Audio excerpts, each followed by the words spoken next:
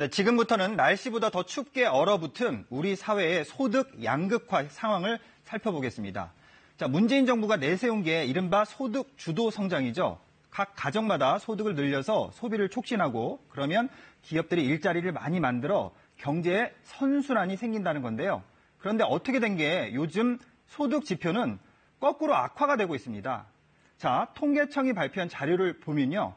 잘 사는 가구와 못 사는 가구의 소득 격차가 더 크게 벌어지고 있는 것으로 나타났습니다. 자, 올해 3분기 소득 상위 20%에 속하는 가구는요, 수입이 1년 전보다 9% 가까이 늘어서요, 한 달에 평균 970만 원, 그러니까 1,000만 원 가까이 버는 것으로 나타났습니다.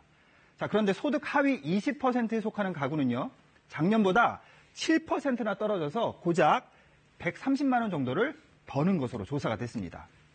7배 이상 차이가 나는 건데요. 집세, 전기료, 수도세 등 한 달에 반드시 나가는 고정 비용을 빼고 가정마다 실제로 쓸 수 있는 돈을 계산해 보니까요. 이것도 위아래 차이가 무려 5배 이상 났습니다. 자, 3분기만 따져보면 11년 만에 최악의 소득 양극화 현상입니다. 금융위기를 겪었던 2008년보다도 소득 격차는 더 벌어졌습니다. 자, 실제로 일해서 버는 돈, 근로소득만 놓고 봤을 때도요, 하위 20%가 버는 돈은 5분의 1 넘게 줄었습니다. 예전에 200만 원 벌었다면 지금은 160만 원밖에 못 번다는 겁니다. 그러면 왜 이렇게 저소득층의 한 달 수입이 곤두박질 쳤을까요? 일자리를 잃었거나 무직 상태에서 취업을 못한 게 가장 큰 원인이겠죠. 최근에 임시직이나 일용직 일자리 구하기가 하늘의 별 따기가 됐고요. 영세 자영업자들도 인건비 주고 월세 내기도 어렵다면서 울상인 경우가 많습니다. 그러다 보니 소득 하위 계층에서 취업을 하는 사람이 지금 보시는 것처럼 16% 이상 줄었습니다. 그런데 이와 반대로요, 고소득층에서는요, 취업자 수가 3% 넘게 늘었습니다.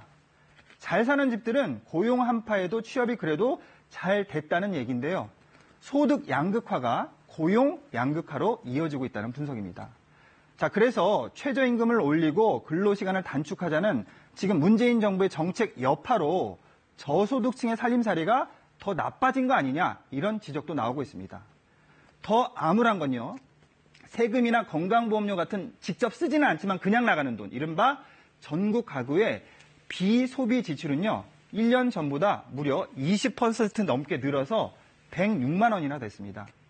잘 사는 가구는 그나마 괜찮겠지만 저소득층은 수입도 줄었는데 여기에 즉시 빠져나가는 돈이 많아지면 식료품 사고 외식 한번 하는 것도 부담스러운 상황이 될 수밖에 없습니다.